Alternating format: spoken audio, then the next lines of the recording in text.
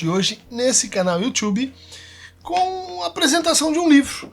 Um livro que acabei de publicar junto com o meu querido colega, amigo, irmão de fé, camarada Gilson Iannini, da Federal de Minas Gerais, e que se chama Ciência Pouco é Bobagem, porque psicanálise não é pseudociência. A gente tem aqui uma versão da capa, né? Ela saiu pela Ubu, essa editora tão querida da gente aí, da Florence, né?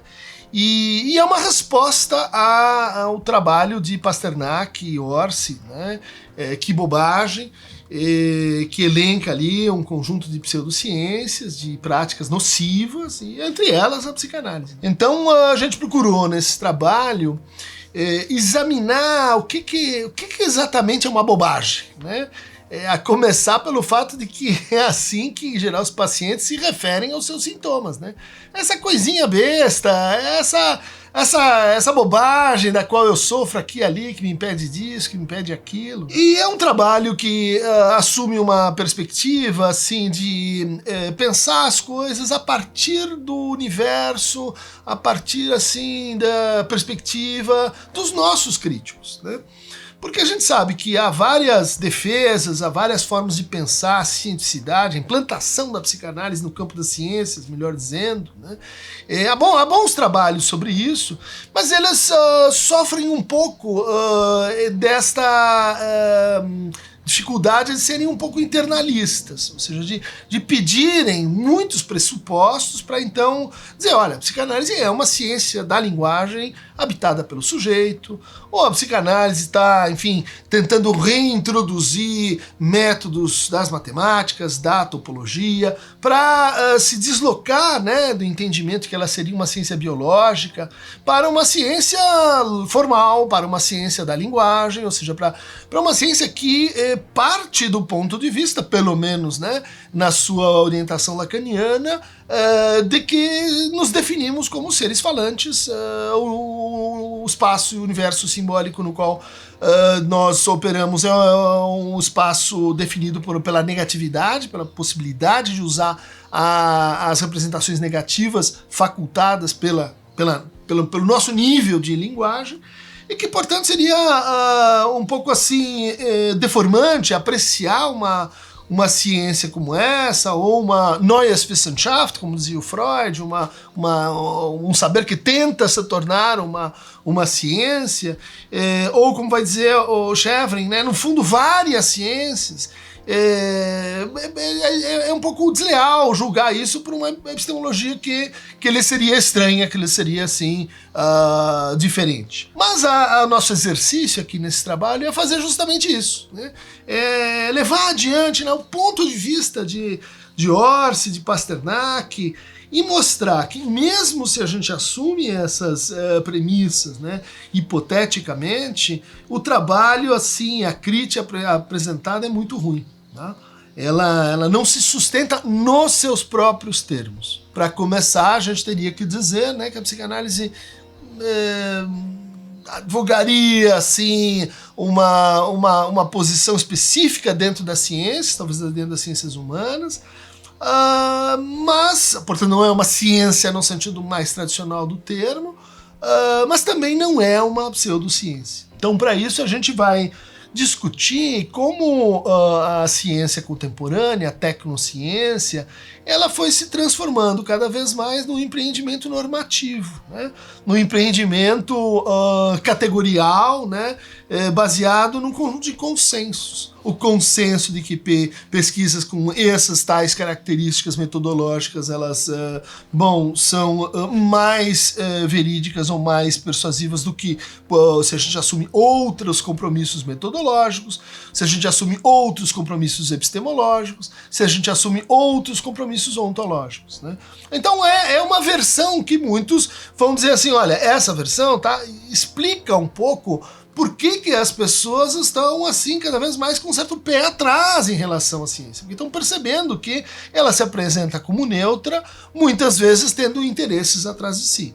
interesses que financiam as pesquisas, interesses que mantêm uma certa hierarquia entre os saberes, interesses que excluem e derrogam saberes que têm outras conformidades, né, os saberes tradicionais. E finalmente a gente tem no trabalho de Orsi e Pasternak um autêntico fake news, né? Uma abordagem que ela não cumpre requisitos básicos para a gente fazer divulgação científica, que é algo tão importante, né? Para qual a Natalia Pasternak deu tanta contribuição, mas que a gente vê aqui nesse livro se tornou um autêntico desserviço. A começar pela desatualização, né, muito grande das críticas, né? Então, não se tomou em consideração nenhuma pesquisa que mostre a eficácia da psicanálise manualizada, pensada como uma psicodinâmica, pensada como uma psicoterapia psicodinâmica de longo prazo, ou seja, levando em consideração justamente esses critérios de homogeneização que os psicanalistas, em geral, não gostam muito. Mas se a gente fizer isso, as pesquisas de 2008 para cá mostram que a psicanálise tem tanta força evidencial quanto qualquer outra abordagem psicoterápica que se apresente dotada, então, de evidências robustas. Quer dizer, é falso o argumento central. É simplesmente falso, à luz do quê? Das pesquisas com indexação, alto impacto de citação, alta qualidade metodológica e alta qualificação de veiculação. Os argumentos do capítulo sobre psicanálise eles são particularmente ruins, a gente debate isso, né? A começar pelo uso do Popper, né? Continuando no mau emprego de um bom crítico da psicanálise, que a gente vai debater nesse livro e vai usar assim como uma espécie de referência, que é o Grünbaum, né? O texto dele On Foundations of Psychoanalysis, de 84. E esse desdobrando, então, que tipo de biografia do Freud então foi mobilizado para assim, atacar a sua pessoa, né, a sua moralidade, como se isso fosse um argumento propriamente científico. A gente caminha por essa passagem assim, sem mediação, né, da medicina baseada em evidências para a psicologia baseada em evidências. É um erro básico, né? Porque, assim, como o princípio ativo das psicoterapias ainda não conseguiu se dizer exatamente qual é. Diagnóstico em medicina, diagnóstico em psicopatologia, em psicanálise, é a mesma coisa? Não é, a gente sabe que não. Os propósitos de uma psicoterapia, elas são simplesmente remoção de sintomas. Na psicanálise não dá para fazer essa redução. Bom, então a gente faz esse levantamento, explica qual é a diferença, né? Mostra como sim, existe uma quantidade bastante grande de estudos randomizados com duplo cego e placebo testando a eficácia da psicanálise. Ou seja, é factualmente equivocada a crítica, né? Daí a gente traz então um balanço dessas evidências da psicanálise como psicoterapia, né? E daí discute as duas outras acepções, né? Então, como teoria, né? Como teoria científica, sim ou não, e como método de investigação. Então a gente vai tratar aí da importância da estética, né? Da forma como as coisas são expostas. A gente vai abordar o problema da causalidade em psicanálise, como é que a gente fala e distingue causas, motivos, razões, quando o nosso campo é a linguagem. Né? Quando o campo é o comportamento, acho que aí a discussão é outra. Mas, né, vamos aceitar essa prerrogativa, essa part pris, né, de que é a linguagem que forma o nosso campo. Discutimos também o tipo de materialidade, porque geralmente quando os nossos críticos falam assim do inconsciente, eles não conseguem apresentar uma definição mínima, razoável, sobre do que é que nós estamos fazendo, que leva em conta, obviamente, ali os termos colocados, seja lá por um autor ou por outro, né?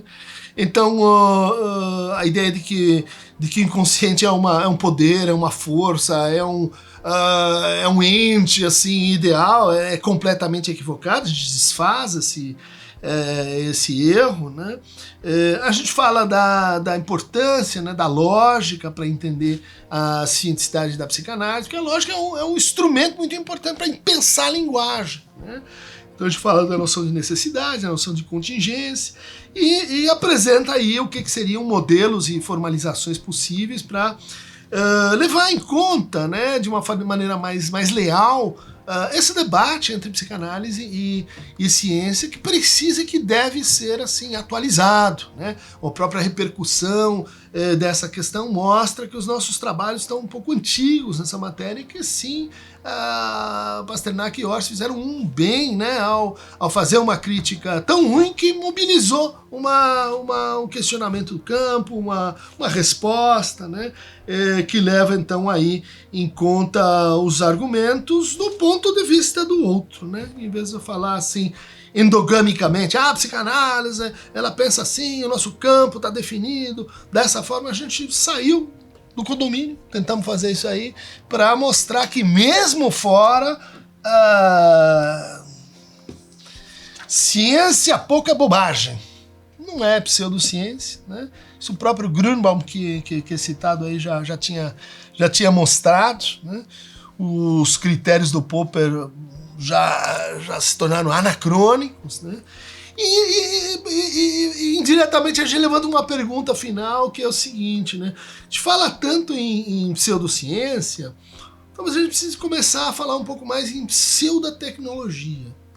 Pseudotecnologia são esses aparatos, né, que agora vão se tornar mais e mais pujantes com a inteligência artificial, com os algoritmos. São aparatos que produzem, né, uma falsa impressão de que, porque algo é meramente